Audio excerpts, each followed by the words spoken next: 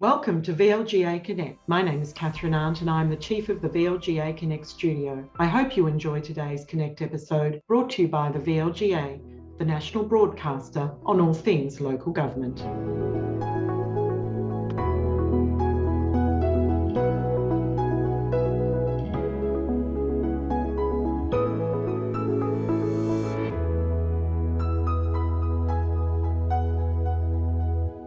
Hello everyone, and again in the absence of Chris Eddy, I'm Steve Cooper and welcome to the VLGA Governance Update, courtesy of our good friends at Hunt & Hunt Lawyers, and welcome to you, Allison Watt. Thank you, Steve Cooper. It's nice to be back and thank you for inviting me back. Allison, there's been a bit going on in terms of the weather around the state that's certainly impacted on our colleagues in local government. Yeah, it has dreadful weather conditions across Victoria, Steve, and our thoughts are with the council, many councils and communities who are dealing with the flooding and the rain issues. And well done to all those communities for the terrific work that they're doing.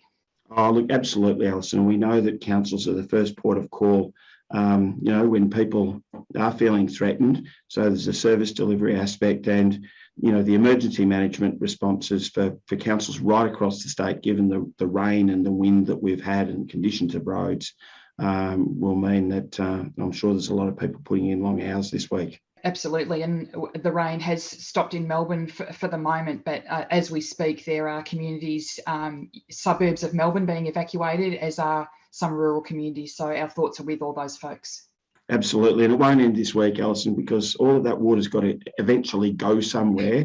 And I know there are towns, such as Shepparton, where we're still a day or two away from reaching the peak, and then that's all going to go down the river. Well done, and all our best wishes to those affected councils and communities. Now, what have you been up to though, Alison, since we last spoke? Well, I have been up to Shepparton, Steve. I was at the City of Greater Shepparton last week, delivering a workshop for LG Pro on writing for influence. So that was a workshop for their folks out at the depot, a very engaged group of 15 participants, and the workshop was writing for influence. So just designed to assist officers who write reports to council about how to get council to make good decisions and get good outcomes for the community. Well, it's a good start if good reports are written, Alison. There's been a similar theme on that too. Coincidentally, I went through Shepparton during the week. Tony and I went up to the Moira Shire at Cobram and had a morning talking with the council about a range of governance issues, including we did sort of touch for a while on council reports and how they impact on the quality of meetings. So consistent theme there. And also I got to do some work with the Whittlesea Council on their community leadership program, because so we think it's a good thing, particularly for those councils in administration, to encourage community leaders to consider representation. So moving on, one other, just a bit of housekeeping from last week. I received a lovely piece of email from a person that we correspond with occasionally, really about inclusive language and about times that we should use, particularly as a noun, woman rather than female. And I was provided with a link to a website called Golan, which is short for Go All In, and we'll pop that link in the show notes for anyone that's really interested in the nuances of that.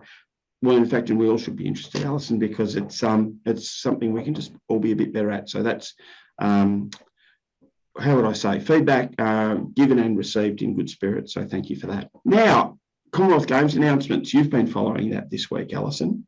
Yeah, I have. So the announcements have been made about which sport or which of the regional cities in Victoria will host which sports during the Commonwealth Games, and so there's a list available on the website. But in brief, each of those four regional communities, so Geelong, Ballarat, Bendigo, and Gippsland, will all sort of get a number of sports which they'll all host as part of the game. So I won't go through the whole list, but because folks can have a look on the website themselves. But Geelong will host the aquatics and swimming.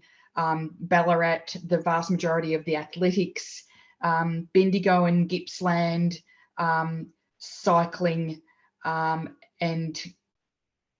Gippsland cricket. Yes. So as I say, I won't go. And there's netball and also the para sports, which will go with those. So, for example, Bendigo will have the track cycling and also the para track cycling at the same time. So the list has been released, and so now those councils and communities will start preparing for those. I think Bendigo announced in their public statement that they will look at a site currently owned by La Trobe University for the preparation of the Athletes Village. So it's all happening. Yeah, and we'd love to be able to talk to whoever the Minister for the Commonwealth Games legacy is, but it's not a great time to do it now leading up to the election. But be assured, as part of the VLGA Connect program after the election, we'll be working to get that minister and chat about the implications for those local communities. And Alison, the link to the Victorian Government website with all those announcements, we'll pop that in the show notes too. Now, you and I had a difference of opinion in our pre-match discussion around prayers and diversity statements, because something's happened this week or not this week, but in the last month, 2 regional councils, Mildura and South Gippsland, have moved to dispense with the prayer and go to a diversity statement. So interesting that they're in the regional areas. And I just sort of presumed that council prayers were commonplace, but that's not your experience. Well, no, it's not my experience. I think, certainly the last 2 councils that I've worked at, Steve, and I stand corrected, but I've got a reasonable memory. Macedon Ranges and Moonee Valley are the councils that I've worked at most recently do not have a prayer. So I thought that it was, and I'll stand corrected on that. I thought that the councils were moving away from having a prayer. Whether that's a metro versus rural thing, I'm not sure. But interesting discussion in the context of the decisions made by Mildura and a couple of other rural councils. Absolutely, and it's certainly I hadn't heard anything about the South Gippsland move until an article was posted by the Rationalist Society around the debate at the Mildura Council, and that's certainly worth a read. And I'll see if we can't pop that in the show notes as well for anyone that's interested, because there was a rather, I don't know, is this a bad pun, Alison, to say it was a spirited debate? That's a terrible pun, Steve. Thank you. Good. I'm glad. But we'll let that one go through to the keeper. And I think, look, it's the context of the debate at Mildura was that the proposal to do away with the prayer was to make councils more inclusive places. Yes. And so that was the context of the spirited debate, shall we say? Absolutely. So that's there to be read. And speaking of feisty debates, Alison, LG Pro posted a rather interesting article again, which we'll pop in the show notes, around calling for public involvement in the selection of public art, which I thought was rather interesting. And no doubt you've been involved in some willing discussions around public art. Look, it always generates a great debate, doesn't it? Public art, because people either love it or hate it. And you and I had a discussion about the banana, and what happened to the poor banana, which I think it's sort of been squirreled away now. But it's always very divisive. I think it's a good proposal to involve the public in determining what that public art or art in public spaces might look like, but you're never going to reach common ground, because it can be so divisive and so contentious that you'll never reach consensus. Oh, no, absolutely, Alison. And I thought, look, the article was terrific. And again, we'll pop that in the show notes. It was on a website called The Fifth Estate, and it was written by Dorena Pajani of the University of Queensland. And it's just a beaut discussion around public art and the fact that public art isn't like what you'd put in your lounge room, and that I suppose it's the bit I wrestle with about public involvement, Alison, is that at times public art will be a bit edgy and challenging. And Chris and I have talked about this before. And I think that one you mentioned, the banana, in the Yarra City Council certainly is in that category of, as you would say, kind of edgy public art that really gets people talking. Yeah, and they can be contentious at the time, and when public art is installed, you get the public commentary that there's better things to spend ratepayers' money on, and council should concentrate on roads, rubbish, and rates, blah blah. But we become accustomed to it, and you and I had the discussion about the art on public freeways, certainly the Eastern Freeway public art. We grow to love it and get accustomed to it over time, and so when it's not there, we'll say, well, what happened to the gnome? So yes. Equally, that the article makes the point that, and I think I'll get the word right, that some public art is iconoclastic and kind of reflects the views of a society at the time. And we've talked previously on this show about, for example, public art depicting Captain Cook, or in America depicting Confederate generals, might be non-controversial at the time, but as community attitudes become very controversial. So that's yes. There's just such a range of dimensions in this, and that's, I guess, my concern around. And I'm not saying don't do it, but the risk of putting public art out to kind of, I guess, a pub test might mean that it becomes recognised for its blandness. Potentially. Yeah, but equally, you're never going to please everyone, are you? No, exactly. And if anyone does read that piece, I didn't know about Richard Serra's piece Tilted Arc, which was a particularly controversial art piece in New York City, and that was an 8-year battle, and that piece is also like The Banana now in storage, and a very interesting read, Alison. Yeah, and there are many sort of iconic pieces of art around Melbourne, aren't there, Steve? I mean, you and I are both old enough to remember the Yellow Peril, as it was called, and even the sort of the cheese stick and so yes. forth at the end of the end of the freeway, and there's some art pieces along some major freeways in the western suburbs. There's the House in the Sky on the Ring Road. Love the House in the Sky, Alison. The House in the Sky, one which was sort of less popular and was a number of sort of concrete slabs along the Calder Freeway, which have a bit faded now, but pretty controversial at the time, but we've become accustomed to them now. Well, and isn't it interesting, the fact we're talking about it now is probably part of the point of public art, to have those discussions and really get a sense of place. So yeah, commend that to anyone that's interested in reading that piece. Just moving on to another matter, you've been following the story in relation to the past employment, if you like, of former Victorian CEO Sharon Kelsey at the Logan City Council in Queensland. Yes, Steve, this is an article in the Brisbane Times from last week where Sharon was appointed the CEO at Logan City Council in 2017 and then made a public interest disclosure to the Crime and Corruption Commission in Queensland about alleged potential misconduct about the then mayor, and then the Crime and Corruption Commission then contacted Council Laws about the public interest disclosure, and warned them or cautioned them about taking any retaliatory action because of that public interest disclosure.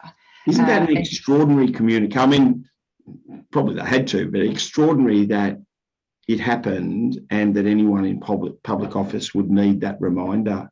It fell on deaf ears, Steve, because a couple of days after that, the council dismissed Sharon. Look, we're not going to go into too much detail, but there's been a protracted and lengthy court battle ever since, which has been going on for some years, obviously. So we'll just keep our eye on that, but not go into any detail, Steve, I don't think. Yeah, I think you're right, Alison. And we'll pop the link to the Brisbane Times article again in the show notes for anyone that's interested, and we'll keep an eye on any developments on that one. But I'm interested that you went to public interest disclosures in that story, Alison, because IBAC's been in the news in the last week, starting with or including a report on 7:30 during the week.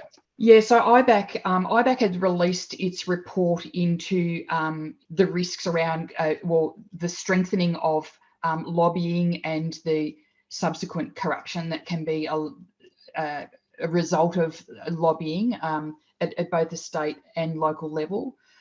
So there was quite a bit of material released by IBAC on Thursday. The full report, a summary report, media statements. David Wolf has done a video that you can have a look at on the IBAC website. And there was the commissioner, Mr. Redlich, was on the 7:30 report on Thursday night, talking about the release of the report and the contents of the report and recommendations going forward as a result of that report. So two things out of that for me, Alison. I won't go into detail in the report, which is there to be read, but I was really fascinated that tucked away in recommendation 3, when we were talking about lobbyists, was some commentary that lobbyists should be defined on the basis of the activity that is being undertaken, like the nature of the lobbying, not whether someone defines themselves as a lobbyist, which I would have presumed is, a bit of a risk for people in local government. Yeah, certainly. There's 4 recommendations, Steve, and that third recommendation is that the government introduces legislation to regulate lobbying at both state and local levels of government, and that is part B is that lobbying be appropriately defined in legislation. So, interesting, as you say, ramifications or consequences for local government in that. Will be interesting to see where it goes. Yeah, I can envisage a VLGA Connect on this topic coming up, Alison. And then the other part, of course, the most asked question in local government almost at the moment would have to be, when is the Sandon report into the City of Casey going to be released? And Mr. Redlich touched on that in his 7:30 report interview. Yeah, he did, and I think it's public knowledge that Mr. Woodman has exercised his a legal right to use the legal process to delay the release of that report. Mr. Redlich indicated when questioned by the 7:30 report that there were a number of IBAC reports being delayed, the release of which are being delayed, including Sandon. So I think that raises the question around timing, in the lead up to a state election. But certainly that's a legal process that's available to people to use, and it's being used. I think much to the frustration and chagrin of the Commissioner. But we'll leave that there, Alison. I suppose the other part, really the context for a lot of this too is that there is an ongoing public debate around the lobbying. Not the lobbying. Where am I going there? Around the ongoing powers of integrity commissions, such as IBAC, and the question of whether there is adequate budget for them to perform their work. So as we roll towards the election, we'll keep an eye on those as well, Alison. Sorry, just adding to that, Steve. I mean, the IBAC report, it also talks about donations made, to candidates at state and local level, and we know that local government candidates have to declare donations received, but there's no onus on the donor to declare donations made. So there's some recommendations to tackle that as well. Yeah, and I suppose the other one you touched on, Alison, was some emphasis on catching up where donations are split in some ways, which is an interesting one because the current Local Government Act already creates that obligation, but it would appear there's a suggestion the obligation might not have sufficient strength at the moment. Indeed, yeah. And legislative reform is proposed to address that, yeah. Yeah. So back to watch this space. And just one other bit of good governance detail, Alison, to close out our week. The Minister has announced the composition of panels to review the electoral structure of councils. Yes, Steve, the Minister made these announcements this week. So there'll be 2 panels. One will be chaired by the Honourable Frank Vincent, and the other by Julie Eisenby. So they will conduct reviews into the electoral structure of, I think, 39 councils who will need to comply with the requirements under the new Act, which says, the Act says that all councils must have single member wards unless the minister determines otherwise. And it's got to be gazetted, otherwise. There's a few messages in all of that, Alison, and one is for anyone interested in this topic to give sections 13, 14, 15 and 16 of the Local Government Act a really serious read, because you're quite right in the way that you describe that there is an option for unsubdivided or multi-member wards with equal numbers in each ward, providing the minister thinks it's a good idea and so gazettes, as I understand. Now, the other thing, in terms of those panels, it was interesting that Frank Vincent will be supported by Liz Williams, the former Deputy Commissioner of the VEC. Julie Eisenby is supported by Tim Presnell, who's a former Local Government Victoria officer and a source of unfailing common sense, and who's well across this topic as well. So, Alison, there's a few others who are named on the reserve bench, just in case they're required. Nothing like getting a footy analogy in there, Steve. Yes, so on the bench to fill in when panel members are unavailable will be Prue Digby, Kelvin Spiller, who's well known to local government circles, Janet Dorr and Louise Martin on the bench. Bit of experience there too. So yes, those 39 councils affected by the reviews, and they are listed in the order as well. We'll be obviously devoting a bit of time to that electoral review process, Alison, because it always gets a bit of interest. Yeah, and certainly when the consultation on the new sort of Local Government Act, a lot of councils were pretty outspoken about the proposal to have single member wards. So it'll be interesting to see how this all plays out now the legislation's in place. Absolutely, and thanks to our correspondent for alerting us to the release of that order, Alison.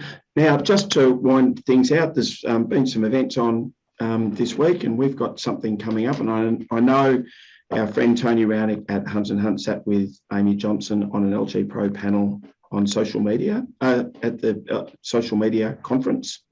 He did, yes. Quite a good turnout from all accounts at the social media conference held by LG Pro, and the MAV conference has also been held this week, Steve, and the dinner. So there would have been pretty good representation on that as well, I imagine. Yeah, lots of social media on that, and including I did see some awards, some achievement awards for councillors who had achieved sort of landmark milestones in terms of their service to their community. So congratulations to any and all of those. And probably, Alison, the thing I'd like to just round out with, we touched last week on the fact that the VLGA will be running an online session from 11:30 to 1:30 on the 28th of October on electing a mayor, what's to know, and I can announce our eminent panel. Eminent. So what we've got, and I should start with our international panellist, Ian McCormick from Canada, who's written a book called, because I've got it right here, The DNA of Great Leaders, Key Attributes of the Best Mayors and Board Chairs. As well as Ian, who did speak to Chris Eddy on the Local Government News Roundup during the week, but we'll dig a bit deeper. We've also got the also eminent Nolan Duff and Leanna Thompson, and in fact, Leanna has that rare distinction of being a former mayor as well as council CEO. Yeah, and Leanna has been in the news, so to speak, this week because she has left her post. CEO post and has taken up a director position at Wyndham, so we wish her all the best. Absolutely. So we're looking forward to that. Registrations are available on the events page on the VLGA website, so it should be really interesting. I'm looking forward to it. Alison, great to speak again this week. Thank you so much for coming along today to the VLGA studio. Thanks for having me. Well, I enjoyed it. And just in closing, Alison, as always, we thank our good friends at Hunt and Hunt Lawyers for sponsoring the governance update. We'll have another special guest on the show next week and look forward to seeing you then. Cheerio. Bye-bye all.